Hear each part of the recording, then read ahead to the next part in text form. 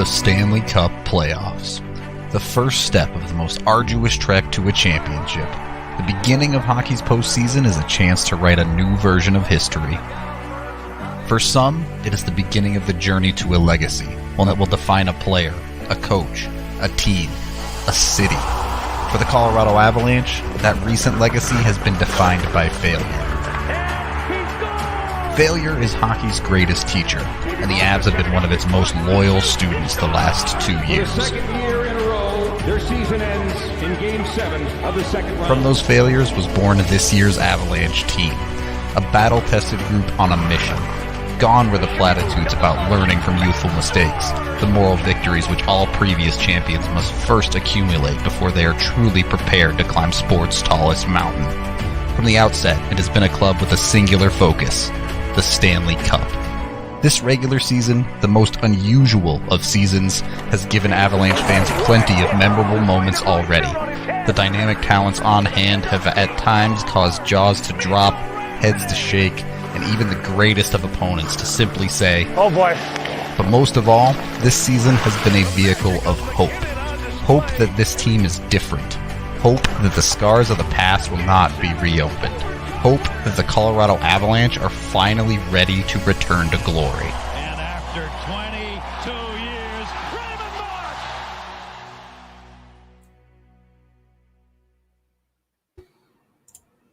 Let's go, chat.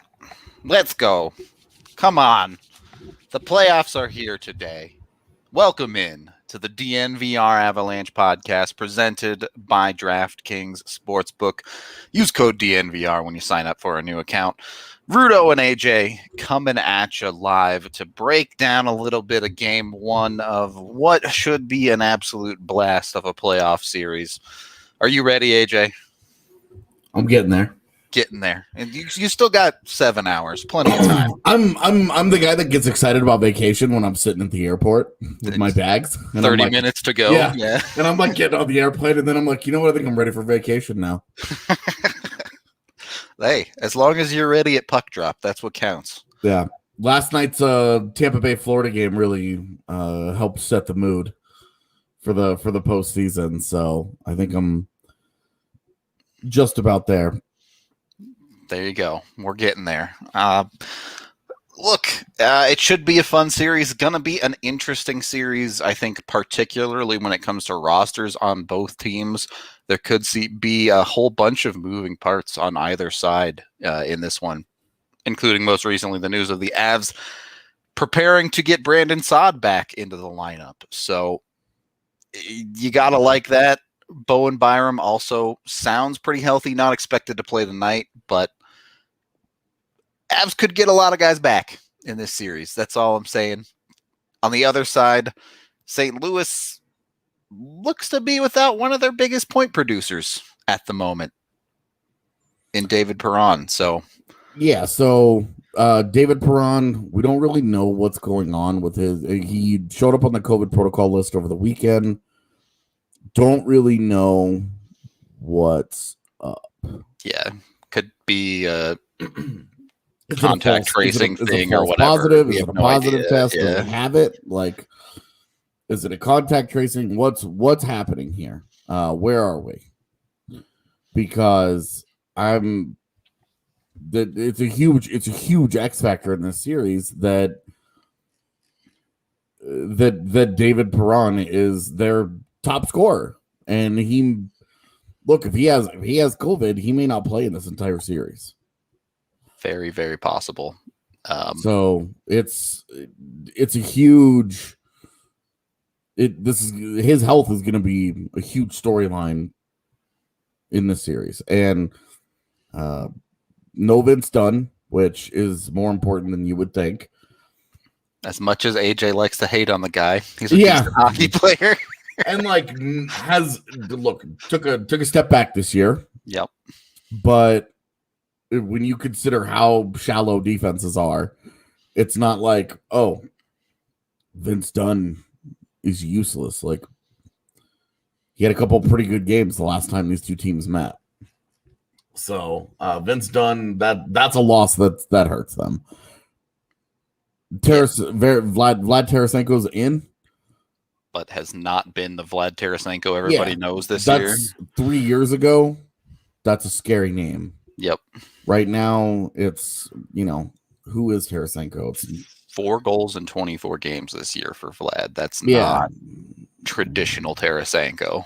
That's not the guy that pushed 40, pushed 40 goals and played a power game and scared you every night and was the focal point of their offense. He hasn't been that guy. He's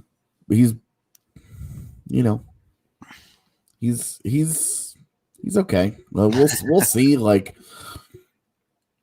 you do not want to be the series where he figures it out, right? Obviously, but the Blues team is interesting on the whole, right? Especially with Perron out, they're absolutely a score by committee team.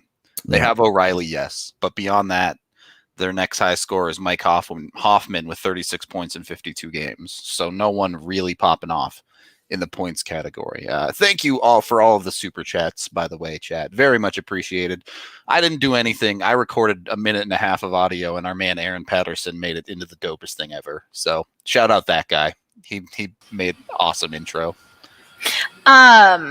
Someone said, like, this should be its own video, not just the intro. It is on our socials, so go look at it on DNVR_Avalanche on Twitter. I'm about to post it on Instagram and our Facebook page, so you guys can share it if you want, but definitely go check it out over there. Yeah. And AJ wrote a great script. Community effort made it work. Anyway, getting back into this. Is that your biggest fear, AJ? Is Ryan O'Reilly and someone like Tarasenko figuring it out your biggest fear in this series? Sure. Yeah, I think so. I had Robert Thomas and Jordan Kyrou as the X factors for St. Louis in this series because you expect that those top guys will produce on some level, the same way that you kind of just expect Colorado's top 6 to produce. You expect those guys to give you a couple points. You absolutely are going in there with the expectation that your top 6 gives you at least 1 goal per game, maybe 2. Yep. And then you start looking for that. You start looking for more after that. And with St. Louis, they have to. Their top 6, especially without Perron, is not at the same. It's just not at the same level.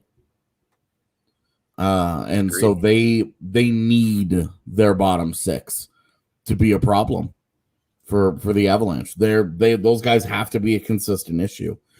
If it's done by committee, one game it's Sammy Blais and the next it's Ivan Barbashev, fine, whatever. Then that's how they get it done. But they absolutely need that bottom 6. Yeah, to be. They just don't have the top end talent. Full stop to be without it. Basically, that's just the reality for them. And on the flip side, the Avs. Look, their bottom 6 ended the year pretty darn well. Donskoy getting back on the horse with a couple of goals. JT Compher going off. Tyson Jost scoring, even though he was with the top line, which he won't be anymore. If I'm looking for advantages that the Blues have in this series, not just, they need their bottom 6 to be good. Where do you think the Blues have the edge on the Avs? Anywhere? Experience. Yeah, that's true. They've climbed the mountain, and so they understand that grind. Now the Avs have a couple of guys who have, but ultimately, I don't see on the ice. I really struggle to see an obvious area where they have an advantage. Grubauer has outplayed Jordan Binnington this year. Yep. Colorado's defense is significantly better than St. Louis's. Colorado's high-end talented forward between its top line and certainly the Blues top line without David Perron. I mean, Colorado already had an advantage there going in. It gets even bigger now. Yep. The one thing is that you fully expect the Blues to run around a little bit. You do. That comes with the territory of playoff hockey, though, doesn't it? And that's why look, I wrote in my series preview, I didn't talk at all about grit and physicality until the very, very end of it. And that's because, look, that's just playoff hockey. And you either handle it or you don't. Because if you do, chances are you're going to be okay. Yep. You're going to be competitive. You're going to have plenty of opportunity to win some rounds. If you don't, you go home quick. And look, the reality is if Colorado finds a way to lose this series, they're going to have an identity crisis over the summer, because you can't build to their identity any better than they did this season. And with the cap crunch that they're facing, they're going to have to get really creative. They're going to have to make smart cuts. They're going to need the expansion draft, blah, blah, blah, blah, blah, blah, blah. This is put up or shut up time for the Avalanche. We've talked about all year that they are going to be they're going to be the target on their back kind of team. Yeah, they're gonna be the kind of the big dog out west, and yep. Vegas is kind of right there with Same them, thing, but they're 1-2. They are the ones dealing with expectations. Minnesota and St. Louis get to play freely, and maybe that's their biggest advantage for both of those teams, is that they have nothing to lose. Nobody expects anything from them. Nobody wants anything from them. Nobody cares what they do. Yep. They get to, free roll of the dice. If they win game one, all the pressure shifts to Colorado. I mean, the pressure's already on Colorado, but if St. Louis wins game one, you're going to see it's going to ratchet up in a hurry on the Avs. Every loss increases that pressure a lot. Yep. That's one step closer to bottoming out. So that's a really big, mentally, emotionally, that's where they may have an advantage, given what we've seen from this team and every time, and all the adversity that they've had to deal with, all the nonsense that they've had to deal with. I think that there's a decent chance that they just drop the hammer tonight.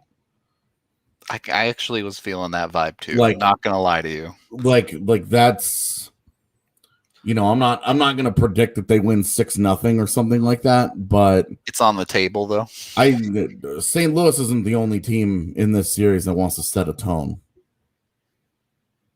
And I think Colorado is gonna come out with some energy. And when they do that, when the Avs come out and they have their legs going, teams just can't hang, man. Teams just can't hang. They're just really, really tough to beat. Yep. It's gonna be fun. That much I know for sure. So we can take our first period break there, as we are brought to you by Breckenridge Brewery, the official beer of DNVR. If you can make it down to the bar for the playoffs, I highly recommend you do. It's going to be absolutely bopping down there for every single Avs playoff game. So come on down, come say hi to me. I will be there for every single game of the playoffs. If you want to come say hi, it's going to be a blast. I can't recommend it enough. Also brought to you by Green Mountain Dental Group, just 15 minutes from downtown over in Lakewood. They're absolutely fantastic. Dozens of people have switched, and they've all said it's one of the best dental experiences they've ever had. So get yourself a cleaning, x-ray, and exam with Green Mountain Dental Group, and get a free Sonicare toothbrush just for taking care of your teeth. Last, and maybe the least amount of least, it would be in first, go over to thednvr.com and get yourself an annual membership for all of our playoff coverage. If you haven't read AJ's piece previewing the series, go do it. It's absolutely wonderful. Highly recommend that piece. He did an awesome job over there. So check that out as well. Get a free shirt, get a free mask, get all the cool stuff with an annual membership as well. Big beers at the bar, bunch of other stuff too. Go check it out. It's dope. Highly recommend. We make cool stuff. At least I think it's cool. Seems like y'all thought that that little intro video was cool as well. So I think it's cool. that's good. It's good that other people that work here think it's cool. That's probably good. Second period of the DNVR Avalanche podcast. There you go. Worth the money. You heard it here first. Let's get into the Av side of things a little bit. We spent most of that first period talking about the Blues. On the Av side, Philip Grubauer, is he the linchpin to success? If you get the good Philip Grubauer, can anyone beat the Avs? If you get the Philip Grubauer that's shown up in the postseason in his Avalanche career, or you get the Philip Grubauer from this year, as long as he's healthy, you're fine. Yep. It's just that it's simple. that simple. Yeah. Yeah. There you go. As long as he's healthy, they're fine. You know, he might have a game or two in every series that he's not very good. That's every goalie in the history of time, basically. Yeah. Yeah. I have every expectation that he's he's rolling into free agency. Yep. Being a good regular season goaltender is basically the worst stigma that you can have as a goalie in the NHL. Oh, he's good in the regular season. He has been very good for the Avs in the postseason both years. Yep. He just needs that. For comparison, across the course of this season, Jordan Binnington with a .910 save percentage, a 2.65 goals against average. Philip Grubauer with a .922 save percentage and a 1.95 goals against average. So there is a pretty discernible difference between the two. Now, Binnington has been better in the later stretches of the year for St. Louis, but still hasn't lived up to the top-end goaltender that we've seen out of Grubauer quite a bit this season. Yeah. Both goalies finished strong. Yep. Binnington and Grubauer both. They finished strong. Dope. Good for them. That's that basically. Yeah, we'll see. I mean, it's the reason that I don't spend a lot of time talking about the goaltenders is because they're goaltenders. You stop the puck or you don't. Yeah. You know, like there's really just there's a bottom line there that it's like, I mean, you saw what happened in Vegas last night. If you give a team more than 3 periods, one will go in eventually somehow, some way. Something's gonna bounce. You are subject to the universe's whims at that point. Yep.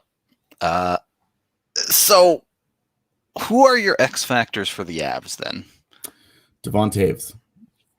Devon Toews is the biggest reason that I have Colorado as a serious cup contender. We've seen this team with Sam Girard and Cale Makar at the top of it. Yep. And we saw last year what a huge difference it made when Eric Johnson got hurt. And no Eric Johnson at all this time around. But with Devon Toews, the addition of Devon Toews makes them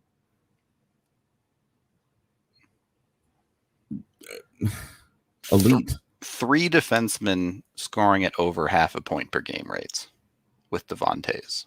Yeah, you got 3 Avs guys, 3 Avs defenders that are in the top 24. I think Toews finished tied for 22nd in defenseman scoring. Yeah, still 3 in the top 25 or whatever. Yeah, all of those guys got time on the PK and the power play this year. All 3 of those guys, they can mix in and out, playing together, apart, situationally. You can break them up.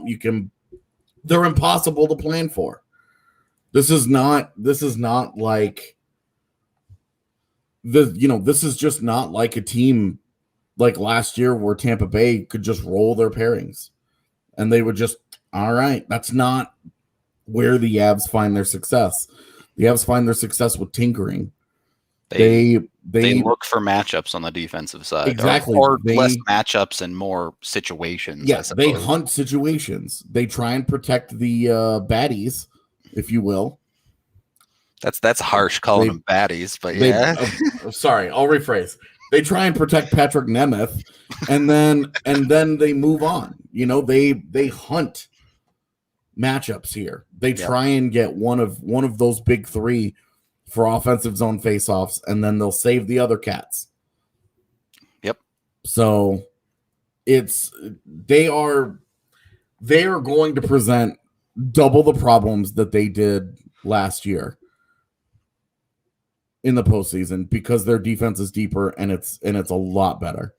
And if Connor Timmins, if the Connor Timmins that we've seen in the last couple of weeks if that's shows up in the dude postseason, in the playoffs, forget it, dude. If he shows up in the postseason, they are set. Yep. They are going to be an absolute problem. I mean, that's the best defense in the NHL right there. Better even than what they have in Vegas. If Bowen Byram comes back at any point, girl, please.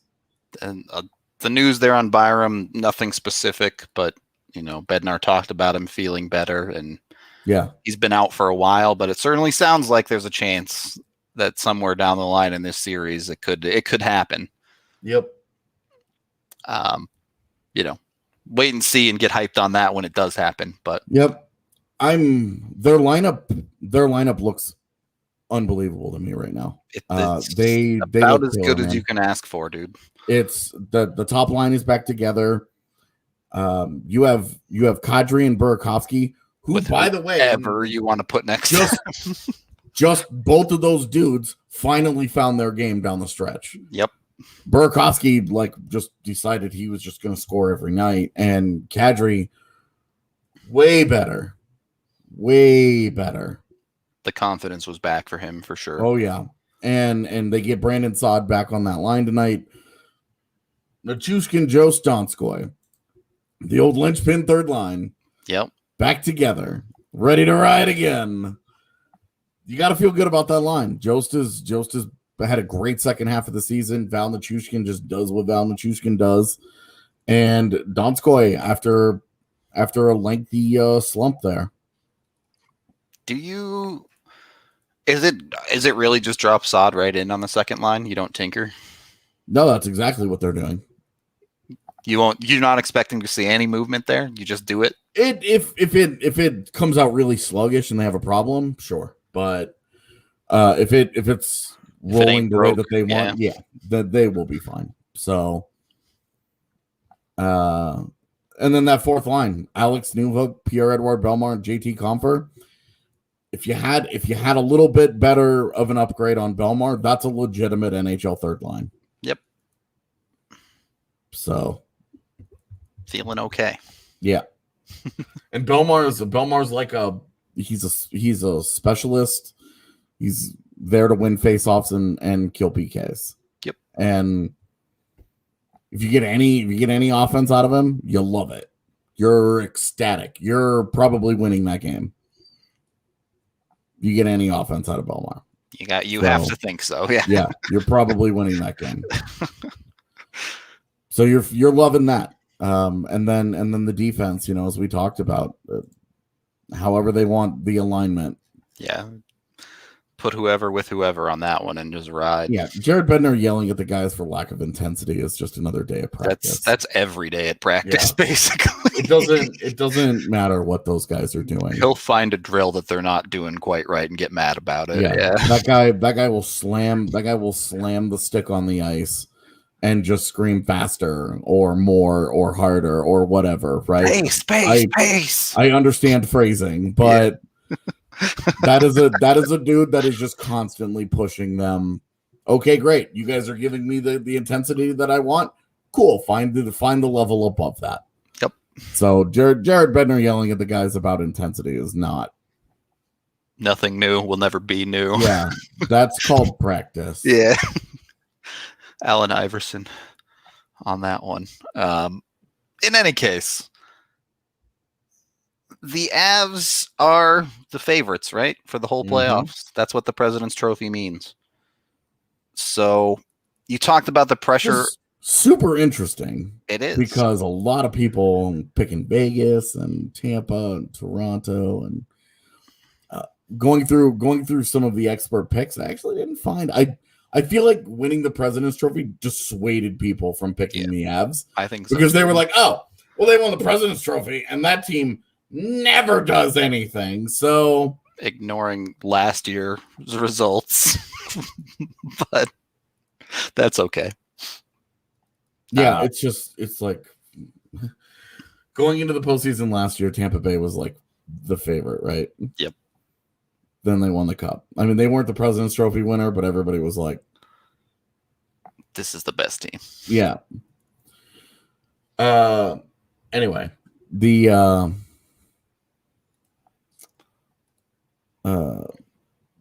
people pick the expert picks have been fun to watch, to roll in, because I think a lot of people have shied away from the Avs just because of the President's Trophy. Does that take a little bit of the pressure off when all the analysts are not picking the team? You don't think? I don't even think they're aware. I'm sure they're not, but I also don't think they care about the pressure of the President's Trophy at all either. No, I don't think that there is any. I don't think that the president. Look, I think they viewed the President's Trophy as a means to an end. Yep. That's it. Don't disagree. Like they viewed that as entirely about, all right, we have home ice now against everybody. We don't have to worry about it anymore. Why not? I mean, we've talked about how important home ice is for any team in the playoffs. Avs obviously have been great at home. Look, we know that this is a hockey team in the past, certainly, that has fed off of fan energy in the building. Do you think that could be an important factor? Yes, I get it. There's an increased amount of fans for round one, but not an insane amount. Could be looking at potentially even more fans in the building down the line. Does it matter? Tell me the fans matter, AJ. That's all I want to hear. I feel like there's a 0% chance that the players don't feed off of Avs fans, especially now that it's 7,000 people. Like, look, 4,000 people was kind of hard to notice, but it's really like just under 8,000. It's not really 7,000. It's like 7,750, I think. Yeah. So they're going to feel it. They're going to feel it at the start of the game, and then, the first goal, whatever, the first big thing that happens for the Avs, people are going to freak out. You have a year of pent up energy. Yeah. From everybody, just getting back into the crowd and being back into the building for the first time, and even the people who have been to a few games, like you have a lot of catching up to do. You have you got a lot of ruined voices to create, and I think that the Avs are just gonna they've found a way over the last year to get themselves into games and pumped up and motivated and blah blah blah blah blah blah blah. We saw what this team was like with a full building before the shutdown. Yep. They were already vibing. Yeah, they were a team that fed off of the energy just a little bit more than the average bear. And now, I mean, could that be a detriment too? You talk about 7,700 people in the building. You get the swing, you're going to hear them. You get the swing against you, real easy to turn that number into a morgue. It can get quiet fast with that. Yeah, and especially Avs fans have that tendency. To get quiet for sure. Yeah, Ball Arena can get really quiet during games, like when not a lot is happening and there's a lot of 9 minutes go by. Yep. and there's been like 6 shots on goal between both teams, and it's just kind of going up and down a lot. It can get quiet. All right. I do have another question to ask you, but we do have to take our second period break first here, as we are brought to you all, wonderful people, by DraftKings Sportsbook, the #1 rated sportsbook app out there.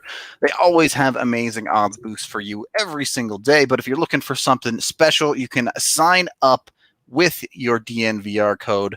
We are getting a chance to lower the over again. Hammer it, get it down.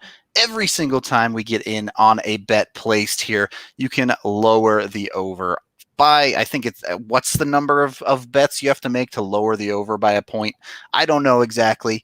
In any case, you can lower the over on a featured playoff game. It doesn't specify which one, so I'm sure you'll find out very soon. Playoff games, they're happening. Bet on the over, lower them by a point. By the time everything is all said and done, we did this last time with the Nuggets game, and the over was actually 0 because we had enough people bet on it. So it's free money if enough of you bet on it. It's actually just free money. Jump on it over at DraftKings Sportsbook. Every single bettor who hammers the over in a featured game will help lower that over. It gets super easy. It literally free money, as I already said. If over-under is not for you in the playoffs, you can also bet on pretty much any sport under the sun. They have odds boosts on all of the major sports, so check it out today. Download the DraftKings Sportsbook app now and use promo code DNVR when you sign up to get that Hammer the Over promo. For every 1,500 people that bet the over in the featured game, the line will decrease by 1 point. So just get in on it and turn it into a 0, and you're actually winning free money, because it turns out that someone has to score in a playoff game no matter what. Your game has to be finished. Yeah. Again, use code DNVR for a limited time only at DraftKings Sportsbook. Must be 21 or older. Colorado only. Restrictions apply. Max wager of $25. 1 per customer. Offer ends 5/23/21. See DraftKings.com/sportsbook for details. Gambling problem? Call 1-800-522-4700. All right, third period of the DNVR Avalanche podcast, presented by DraftKings Sportsbook, also brought to you by Strava Craft Coffee, the CBD-infused coffee that has really changed lives, can help with aches and pains like migraines, joint pain, IBS, a bunch of other things as well. So be sure to check them out at StravaCraftCoffee.com and get 25% off when you use code DNVR25. AJ, I know the answer to this question is Nathan MacKinnon when I say pick a Conn Smythe winner for the Avs. But who else are your dark horses? How much do you believe in a Mikko Rantanen? Can you see a Philip Grubauer coming in and trying to snipe that award if the Avs are successful in the playoffs this year? Yeah, I think I think there are 3 other guys that you could really have that conversation about. Okay. Like when you start at the start of the postseason, you're looking at it and it's like, okay, well, who are the guys? It's McKinnon, obviously number 1, right? And then the other guys, I think you're looking. It's Rantanen, it's Makar, it's Grubauer. Those are some fun names. Yeah, I mean, let's be real. It's very difficult for a defenseman to win that award, I think. Yeah. Normally you see forwards and the odd goaltender get in and get that thing. Yep. So it would be really something special if Makar was in that conversation. But it's just what he does. He that good. Sometimes he that good, I guess. And we'll see. Obviously, the trophy has an interesting history of who it gets awarded to at times.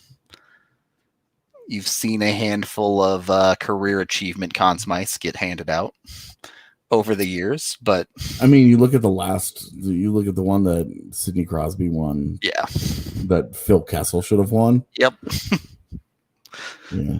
So it does happen sometimes, but this is obviously, you don't want to get too far ahead of yourself with the Conn Smythe conversation. There are 4 rounds of playoffs to go through to win one of those, but they haven't won. They're still sitting at, it's still 16 wins to go. Yeah, right.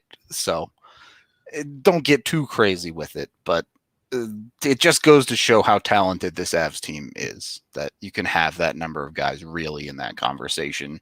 Yeah. And look, there's a universe where anything is possible, and someone like Burakovsky or Kadri just goes off in the playoffs or something. But I think, if you were looking for a dark horse, it's Burakovsky. Yeah. Keep that point streak going. Yeah, I mean, just the way that he's played and the way that he seems to just fall his way into points. Very Rantanen-esque. Yep. So it can be done. It can be done. As the Avs push through this playoffs, look, they got the time off I think a lot of people were hoping for them. Yeah. By getting that the rest will push till help. Monday. So game one energy is easy, right? It's not hard to get up for the first game of the playoffs. Yeah, road teams so far are 3-1. With 3 of those games going to overtime. Yeah. So are you surprised by that actually? Because it did, outside of the Tampa Florida game, a lot of these games felt like teams feeling each other out, despite them having played 8 games against each other in the season. I was talking to Z about this last night, and I was the difference between Pens Isles and Lightning Panthers was enormous. Yeah. Vegas and Minnesota really kind of went at it. You know, they went at it, and it was just a great goaltending performance, right? And Vegas's demons very much still popped up again. This you remember they almost blew their series against Vancouver last year because they stopped being able to score goals. Yep. Like they made an all-star out of Thatcher Demko, and then Cam Talbot just had like a 40 save shutout. Yep. Like it felt like watching last year's Vegas last night. No knock on Cam Talbot, but if you're getting shut out by Cam Talbot, you're in trouble. It can't happen again. Yeah. And then, look, they're missing Match Pacioretty. Like that. It's like missing Nico Key Rantanen. goal scorer. Yeah. There's a really, really important piece there for them. Still, the difference between scoring 3 goals and scoring 0 goals is not Pacioretty. No. It can't be. That's Pacioretty. maybe 1. If you're on an insane heater that night for Patches, it's 2. Like not the point though. The Pens Isles was a slow pace. Well, it was an exhibition in playing safe hockey. Yeah, exactly. We're not going to make a mistake. They're going to have to do something to beat us. We're not screwing this up. Tampa and Florida went at it. They went balls to the wall. 110% energy, just all out for sure. Well, in Tampa got away with some stuff at the beginning of that game. The Ryan McDonough boarding probably should have been a major. That was brutal. But they tried to straight up bully the Panthers. Yeah. They came out and they laid it up. They were very comfortable taking penalties early on because they were like, we can handle it. We're fine. We trust our ability to shut you down. We trust our goaltender. And they went out and they tried hard to just bully the Panthers. And the Panthers overreacted. And I think that's where the experience factor played in. Yeah. Because the Panthers were like, well, not only are you not going to bully me, but we're going to get into this dick measuring contest, and I'm going to make sure that I have to like unroll this thing to lay it out across the table, right? Like it got way absurd. And Tampa said, we'll take those power plays and drop a couple goals on you. Thank you very much. Exactly. Tampa Bay was like, oh, okay. You guys don't want to get bullied? Well, we're cool with that. Yep. We'll continue. We'll continue poking the bear, but we'll also just score on the power play. So we'll beat you in both facets. Get goals. And like Sam Bennett, needs to calm down. Well, now he's forced to calm down, but That's if you're looking for what are you afraid of for tonight, that's it. The Blues come out and they either And the Avs try to bully the Avs and are successful, or they try and bully the Avs and the Avs overreact. Yeah, I'm way less worried about the Blues being successful in that. I'd be more worried about the Avs being overamped, and you get the comebacker type penalties where the Avs try to take no shit and end up putting themselves in the box. Yep. I think that's a concern for sure for Colorado, at least in game one. Series by long, you have a whole lot of games to get through, which well, and like you saw the craziness of the first period last night. Like the rest of the game chilled out. It was still a great game, but the rest of that game came back to a human level. That was unsustainable. Yeah. The Avs have always been a turn the other cheek kind of team. Yep. For the most part, they have some guys that will, looking at you, Naz. They have some guys that will. They don't like to be messed with. Someone needs to sit Miko down and say, "All right, Miko, whatever it is, just take it out on your stick tonight." Yeah, he really needs to calm down because the angry Miko has not worked for him. Yeah. We always talk about, oh, you're just gonna make Nate mad. Like, good luck with that. He's gonna come at you if you do that. Yeah. Because his goal when that happens is to embarrass you. Yep. He wants to score a goal, and then he wants to run a dude over, and then he wants to stunt on him. He wants to stand over the body, right? He wants to take selfies at the graveyard. Yep. Like that dude wants to embarrass you. Miko was far less effective when he kept getting chippy and angry. Yep. Agreed. He just kept taking stupid cross-checking penalties. Some of which were totally valid and others were a little pretty iffy. Questionable, but for sure. But the point is that Mad Miko has not been a positive thing. He just needs to stay within himself, chill out, let Nate channel your anger. Yes, Grant. I will be at the bar for every single game. AJ will be at the bar for the ones that he's not covering in person. Yeah, so I will be covering the game and then driving to the bar for the post game pod. Yeah. So he'll probably, depending on how long it takes him to get to the bar, he'll be there third period for tonight or something like that. We'll see. Or with the way playoffs have gone so far, overtimes could be a thing. So yeah. Either way, we'll be live at the bar for the post game for every single game. Certainly, it'll be a lot of fun. I'm super excited. I'm very ready to ascend as one. I'm so excited to hop on the back of Hail Bop and fly away to our true destiny. I'm ready to leave this vehicle and get into the new one. Okay. Look, this series is fun. I think, AJ, did you pick it in 5 or 6? I forget. 5. Okay, I picked it in 5 as well. So I had it going WWLWW. I think to end in 5, Avs need to take both at home to start for sure. Yeah. So start on the right foot, and the series doesn't get any harder for you. Let me start on the right foot, and the series gets easier. How about that? What's the saying? You don't have a problem until you lose at home. Yeah. Yeah. We talked about the lineups at the start of the show.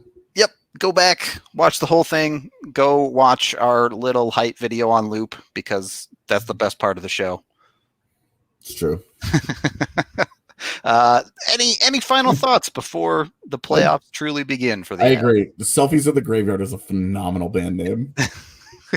And their first album is that picture of Grant Gustin. Yep, 100%. Okay. Final thoughts on the playoffs as they're about to begin for the Avs in a few hours here. Really excited about it. I will say big news. Leah Hextall hired by ESPN for play-by-play work. Yes. Let's go. It's exactly what I wanted ESPN to do. This is exactly what I was hoping for. You get new blood in bigger roles for wider exposure. So far, the hiring of the broadcast teams has gone very well for both ESPN and TNT. Can't wait for the official Gretz announcement on TNT. Dude, that's going to be fun. Yeah. So very, very excited for that. Sam Bennett suspension, super well earned. That guy, I watched that thing a few times this morning, and it was like, you got what you asked for there, bud. That it was just one playoff game, I think, is probably a big time benefit to that cat. All right. Shout out to the absolute baseball scorebug on NBC, by the way. I can't tell you that I noticed. Yeah, Frank Saravalli leaving this morning was interesting. Yeah. That was big news. The score bug on NBC has like it's literally a baseball diamond on like the side of their score bug. It bothered me. It was bothering me. In any case, we're going to get out of here for this one. We will be live post game after tonight's show, so be sure to tune in. Don't turn in. It might be a few minutes delayed just because I'm driving from the arena to. But we'll still be there whenever AJ shows up.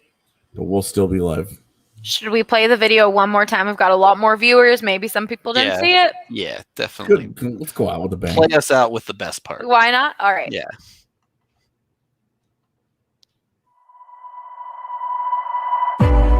The Stanley Cup Playoffs. The first step of the most arduous trek to a championship.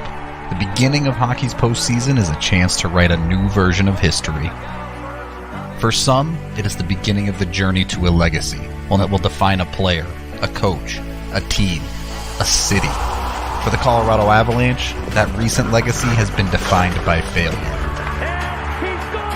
Failure is hockey's greatest teacher, and the Avs have been one of its most loyal students the last 2 years. For the second year in a row, their season ends in Game 7 of the second round. From those failures was born this year's Avalanche team, a battle-tested group on a mission. Gone were the platitudes about learning from youthful mistakes, the moral victories which all previous champions must first accumulate before they are truly prepared to climb sport's tallest mountain. From the outset, it has been a club with a singular focus, the Stanley Cup. This regular season, the most unusual of seasons, has given Avalanche fans plenty of memorable moments already. The dynamic talents on hand have at times caused jaws to drop, heads to shake, and even the greatest of opponents to simply say, "Oh boy." But most of all, this season has been a vehicle of hope. Hope that this team is different. Hope that the scars of the past will not be reopened. Hope that the Colorado Avalanche are finally ready to return to glory. And after 22 years.